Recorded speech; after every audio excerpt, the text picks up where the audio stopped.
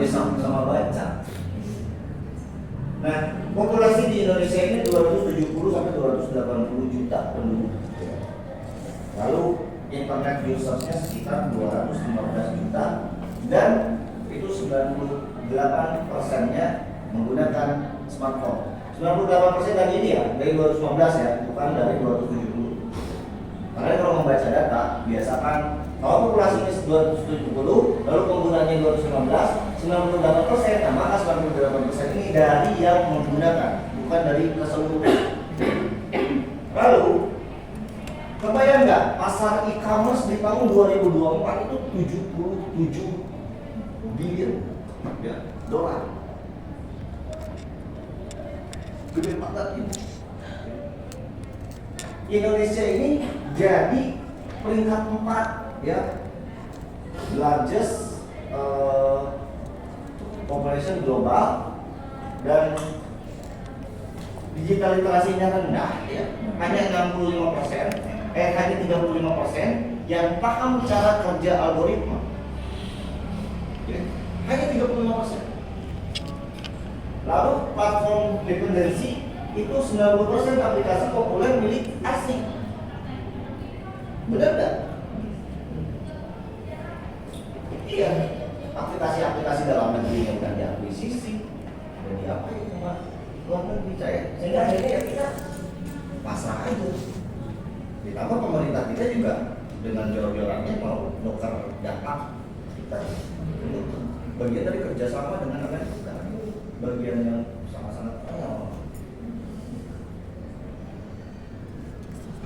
Nah, kayak gini ya. Ingat ya waktu kasus TikTok ditutup, waktu itu bukan ditutup, terancam di ban ya. Karena mereka buka marketplace ya. Kan TikTok itu dari ByteDance ya. Kalau undang-undang Cina itu wajibkan perusahaan berbagi data dengan pemerintah ya. Nah, data 125 juta user Indonesia bisa diakses oleh Beijing artinya. Lalu orang-orang protes waktu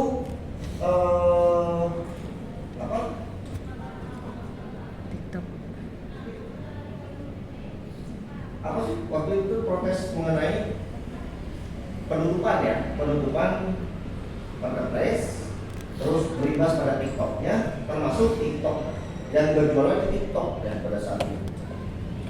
Lalu TikTok itu diblokir sementara. Nah, barulah di tahun 2024 itu regulasi yang lebih ketat lagi untuk platform-platform asing, sehingga akhirnya mereka pemerintah minta ya bahwa si pemilik platform itu harus bekerja sama dengan pemerintah soal data.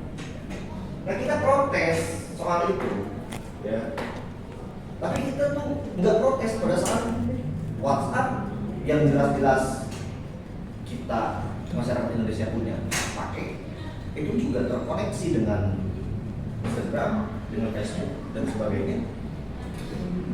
Dan dari tadi kita bisa nggak ada TikTok. Jadi TikTok kan saya aja, saya tuh tidak pernah posting apapun di TikTok. Saya murni di TikTok itu untuk analisis konten-konten media seperti apa dan respon-respon dari pengguna. Tapi kalau misalkan user aktif seperti generasi sekarang, ini beda lagi.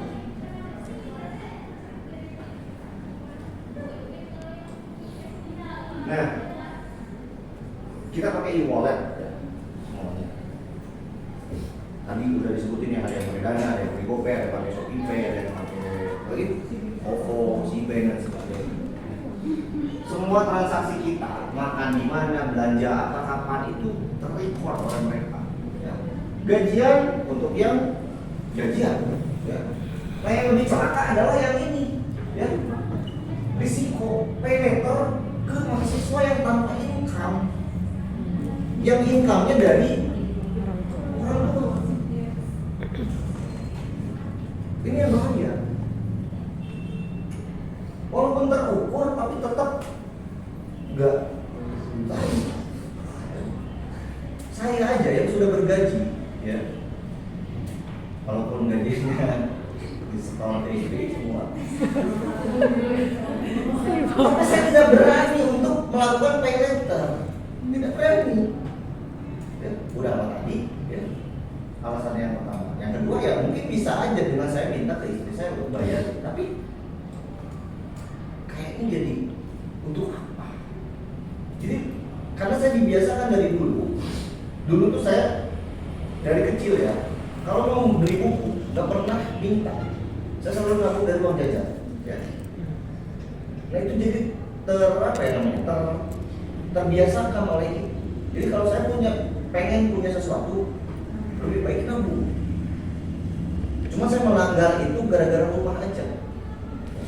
Kalau rumah terpaksa memang harus pinjam duit atau KPR, karena nggak bisa kalau nabung lama. Kalau nabung, saya dengan menyisihkan harus 4 juta sebulan. Bisa beli rumah itu 10 tahun, 4 juta sebulan. Lewat nyicil, saya nyicil 4 juta per bulan, 15 tahun baru lunas. Gila kan? Perbandingannya 5 tahun. Tapi kan namanya rumah, saya nggak bisa nunggu 10 tahun. Dengan kondisi gaji PNS, ya. Kan enak ya kalau misalnya dosen-dosen lain itu sering ketika ngobrol dulu ya, ketika belum saya sebelum punya rumah, sebelum punya anak, ditanya kan selalu pertanyaan basa-basi. Rumah di mana? Di kontrak apa rumah sendiri? Kontrak. Wah ini beli rumah. Rezeki mah Allah mengatur. Betul. Rezeki itu misteri ya. Kita nggak pernah tahu rezeki kita seberapa. Tapi yang namanya gaji pasti.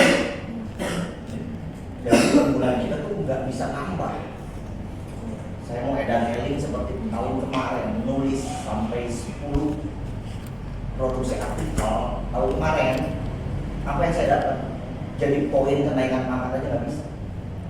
Bajingan gitu. Kesel banget. Saya misu-misu juga tukang desa. Oke kamu saya bilang, kenapa lain kamu nulis itu?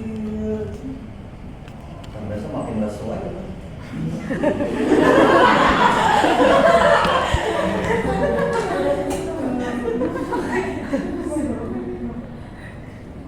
Nah gitu lah, tukang desa makin tahu banget kalau saya udah misu-misu kalau udah ya.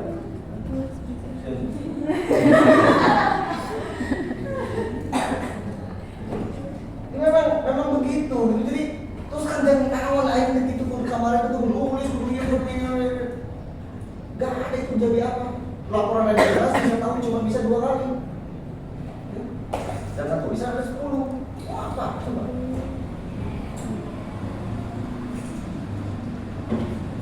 Nah, seperti itu. Ini yang jadi risiko bahwa lewat pemilik sistem kita tuh hanya bisa pasrah terhadap apa yang kita dapatkan, apa yang kita berikan. Tapi kan masalahnya kita sadar apa enggak, keberatan apa enggak. Karena sekali lagi di pertemuan kemarin saya tanya kepada kalian bisa nggak menuntut perusahaan itu? Nggak bisa, karena itu sudah ada dalam user and agreement pada saat kalian membuat akun. Jadi kalian sudah setuju begitu. Cuma masalahnya tidak ada yang baca. Sama saya juga nggak baca. Itu orang itu udah mau cocok. Sering baca jurnal, baca jurnal orang. Lalu dari sini kebiasaan ini, ya. Tadi kan saya udah bilang ya, rumah di mana. Misalkan orang Bandung itu kan kawasan elitnya di mana sih? Sumarekon. Kalau di Bandung Timur itu Sumarekon. Terus Taman Sari. Taman Sari apa? Itu ya Taman Sari dekat Pasir Timbun, terus Pasir Timbun, tapi BCV-nya ya Bandung City View, lalu Arca Mani, Antapani, Buah Batu, Setiabudi, terus lagi Cipaganti, itu daerah-daerah kawasan elit di Kota Bandung. Jadi yang rumahnya di situ, itu orang sudah tahu mereka nongkrongnya bakal di mana. Gak ada yang nongkrongnya di kampus. So mungkin kalian punya orang kaya, punya teman orang kaya. Nongkrong di kampus nggak? Enggak. Di DPR.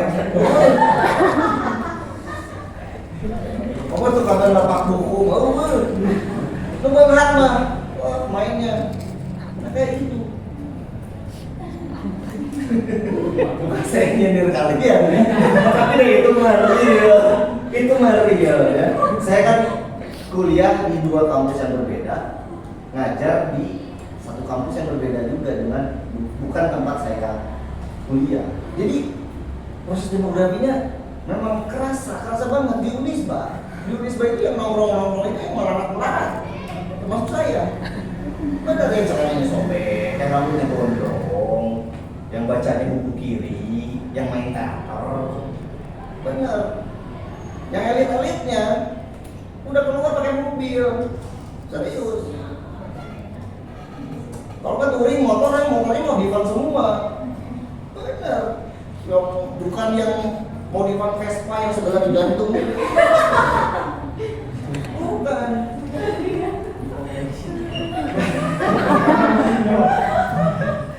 Serius itu. Makan juga kan. Saya pernah tuh ikut ya dengan teman-teman saya orang-orang kaya waktu itu. Diajak nge-gym ya. Awalnya sih ngajak nge-gym ya. Bukan, justru awalnya ngajak beli buku. Wah, intelek nih. Oke lah ikut. Pas pertama itu udah pakai mobil saya aja. Ini orang kaya, ganteng, mukanya kayak Haji Mas Said. Badannya kuat, kaya. Terus semua perempuan mau lah. Sampai saya tuh mau. Bapak. Dia mau kan, dia ajak beli buku, saya mau. Iya. Terus naiklah ke mobil dia. Udah beda lah. Masuk ke mobilnya juga wangi. Ya. Terus dia tuh malu di jalan. Males banget nih kemarin harus ke bengkel. Nah, ini lampu saya ada embunnya kecil di ragi lampu. Hei, itu pertama ya. Beli buku lah, akhirnya beli buku. Semester 1 ya, beli syukur aja dibeli. Yang nggak butuh kayak dibeli. Gaji saya ya. Udah gitu, bro, kapan-kapan kita nge-gym ya, olahraga. Lu suka olahraga apa? Main bola gitu kan. Oh, saya nggak bisa main bola, saya bisa nge-gym. Lu ikut aja lu, nge-gym di tempat saya ada di apa daerah dekat Horizon lah. Udah bro, ayolah beres kuliah gitu. Gym lah, saya gym beres. Bro, udah nge-gym harus makan banyak. Oh iya, ayo. Di sebelahnya ada rumah makan Padang sederhana. Mayar, enaknya linggis. Nah kan, udah gitu, wah segala hedonisme yang dia ajak tuh saya ikutin semua sampai akhirnya uang bulanan saya habis ya. Gak boleh siok, balik ke akhirnya melintir lah saya ya. Gabung dengan teman-teman saya yang bajunya hitam-hitam mulu. Masih zaman emo. Oh. Serius. Celana skinny. Oh, masuk pakai kresek. Gabung dengan mereka. Ya, ketawa. Ayo, antri di mana? Circle K. Dulu masih Circle K. Nongkrong itu, nongkrong Circle K. Tadi Circle K. Saya mikir ini ngapain gitu ya. Udah aja. Terus akhirnya, ayolah. Kan Unisba dekat dengan toko miras ya. Ayo, udah 10.000. Beli apa ya waktu itu kan? Beli Visok gitu kalau nggak salah. Saya masih ingat soalnya karena tahu gitu ya. Kalau nggak Visok dulu tuh apa ya? Vodka yang apa gitu. Anjir, jengil mah kieu bro. Saya ke kampus lagi kan. Dan tadi saya nggak minum kan, saya ke kampus lagi. Udah akhirnya nongkrong di tukang rendang. Jadi saya nongkrong dengan anak-anak 97, 99. Karena hedon nggak jelas gitu ya. Terus yang bawangnya juga. Jelas.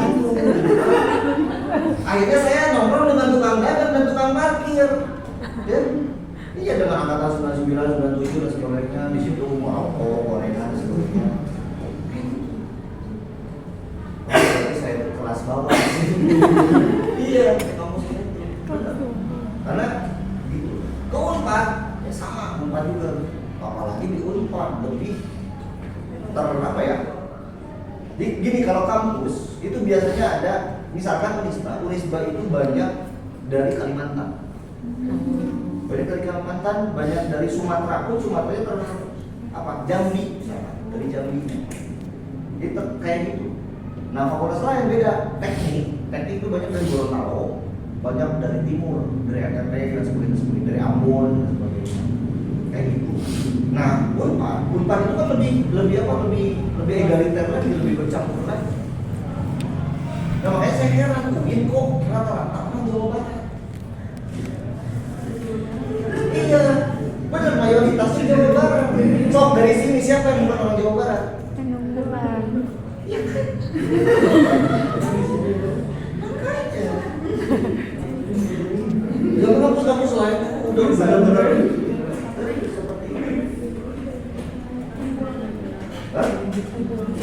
ya bukan pembuangan, ya kita aja kurang memasarkan ya, UIN-nya kurang memasarkan. Ya wajar lah, kalender akademik aja, kalender bulanan biasanya kalau pejabat kan baru berapa tahun ya, setelah saya kritik baru mulai promo. Juga tuh kalender itu adalah salah satu media promosi. Terus kan dipajang foto pejabat. Mau apa? Coba sok foto mahasiswa berprestasi, fasilitas. Ya. Oh iya. Oh benar, UIN itu punya ini halal. Jadi tahu orang-orang itu aja. Oh UIN ada prodi perpustakaan dan informasi. Kalau jadi tahu. Si bapaknya yang dipromosiin. Jadi ngerti kan, oh dekannya ganteng, dekannya cantik, terus masuk ke fakultas kan nggak ada yang seperti itu. Orang masuk kampus nggak ada yang seperti itu. Semua lihat programnya ada apa aja, apa kegiatan mahasiswanya, apa fasilitasnya. Baru top pejabat mana?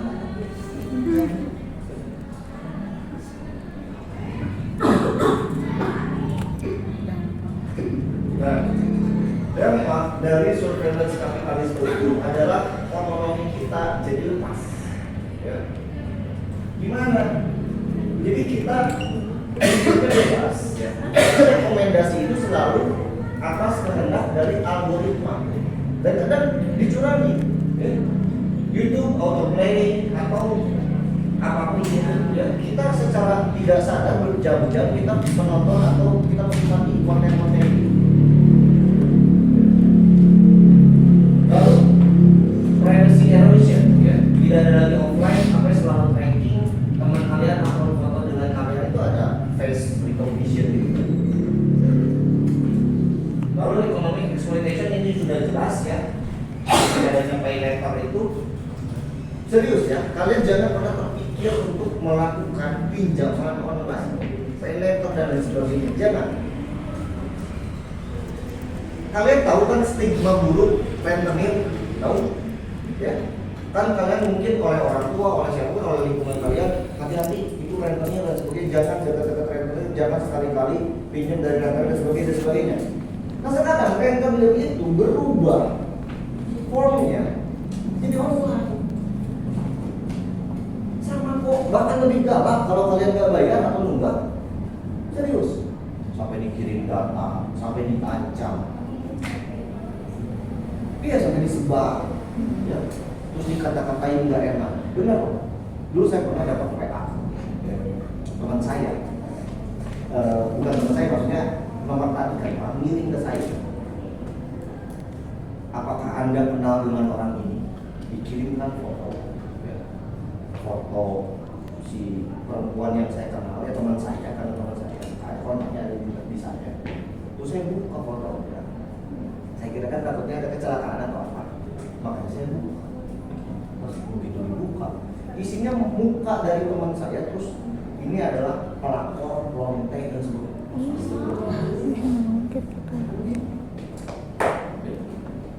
Saya konfirmasi sama saya, ini lu ngapain gitu?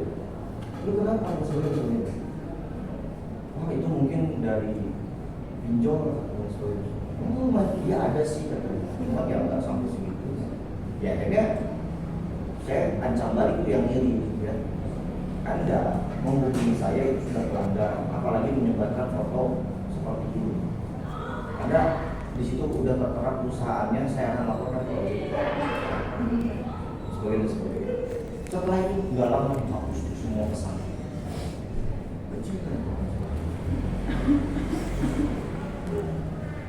Teman saya kayak dari mana? Nyatuinnya ya belakang. Ya kan tidak tahu ya, saya juga cuman ya saya bisa jamin bukan kontek lah gitu ya. Kalau pelakunya saya nggak tahu apa dia pernah nggak sengaja jadi laki orang atau sekarang menjadi laki orang, nggak tahu. Psychological harm ya, FOMO, comparison ya, validation seeking ya, addiction, ini adalah dopamine loop dari notifikasi, like, scroll dan sebagainya.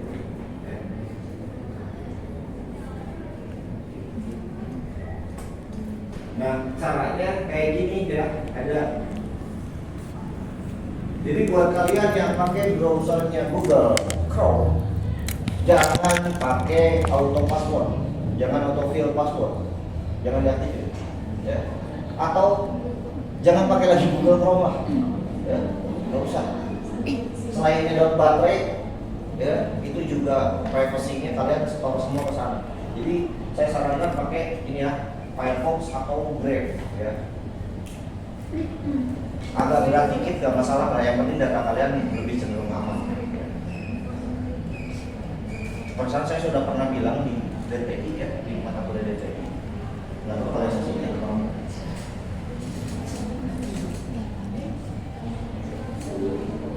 di Google itu ada My Activity, itu post semua tracking ya. Lihat trackingnya.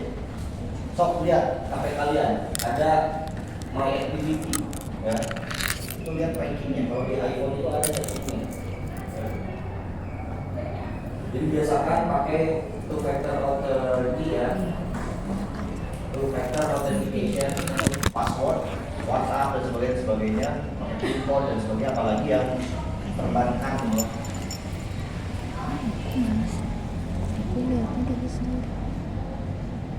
Email juga saya sudah tidak pakai Google ya. Saya pakainya ProtonMail sama AOL. Maps-nya pakai Organic Maps ya. Organic Maps itu kayak apa? Yang ada di HP kalian, yang bukan Google Maps. Kalau iPhone ada Maps, kalau Android itu ada Maps juga kan?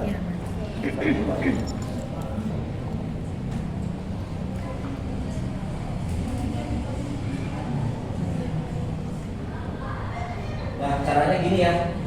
So, lihat, buka Google, My Activity, Google.com ya. Kalau di iPhone sih bisa langsung di setting ya, nggak perlu buka.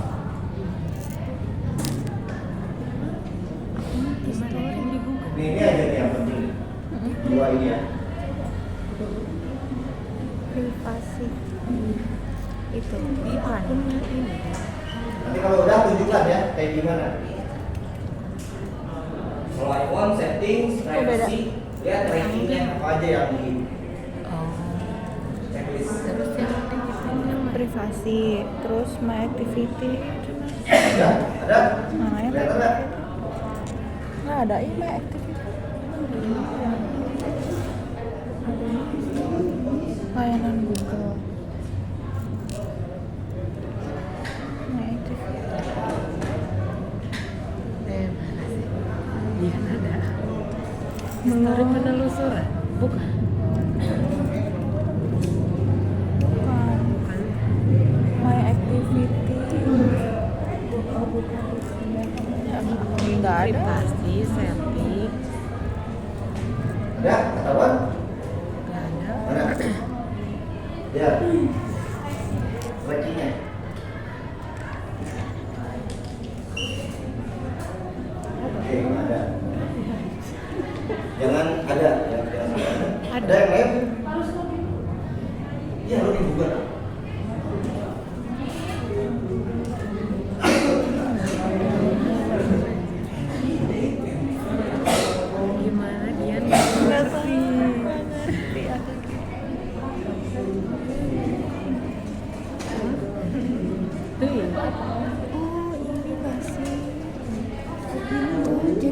Gimana dia?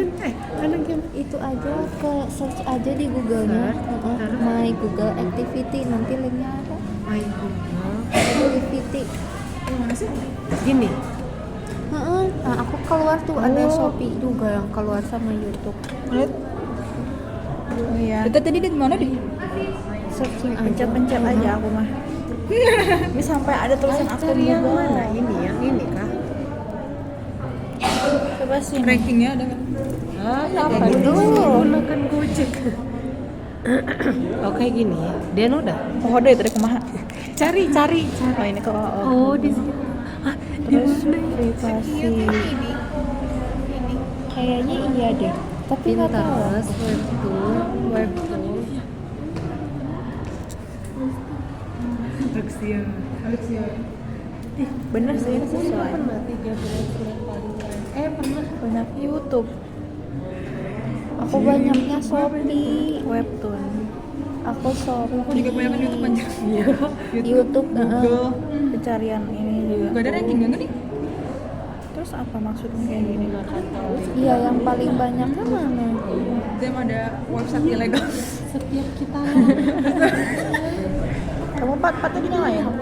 Aku ini ada yang dimatiin. Lini masanya nggak? Naon ini masa? Teuing teu ngarti. Iya tuh kayak di ini itunya nggak ada. Pantesan aku tuh suka hilang tahu historinya. Iya. Ternyata bisa dihapus.